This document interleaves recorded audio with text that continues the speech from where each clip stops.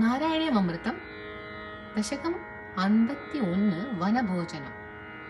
വനഭോജനം செய்திட நண்பர் புடைசூழ கானகம் சென்றிட அனல் வயிற்றோனகாசுரன் மலை பாம்பாய் அனைவரையும் விழுங்க கனல் தெரிக்கும் விழியோடு அவன் வாய் புகுந்து உடல் கிழித்தீர் புனல் ஆடினார் போல் வெளிவந்த நின் நண்பர் போற்றி துதித்தனரே.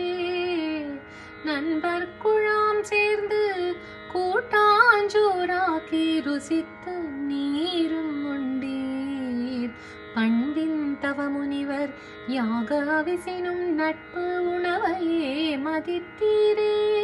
குருவாயூர் தன்னிலே குடிகொண்ட மன்னனே, குருவாயூரப்பனே, தீராத நோய் தீர்த்து வாராமல் காப்பாய் என்ன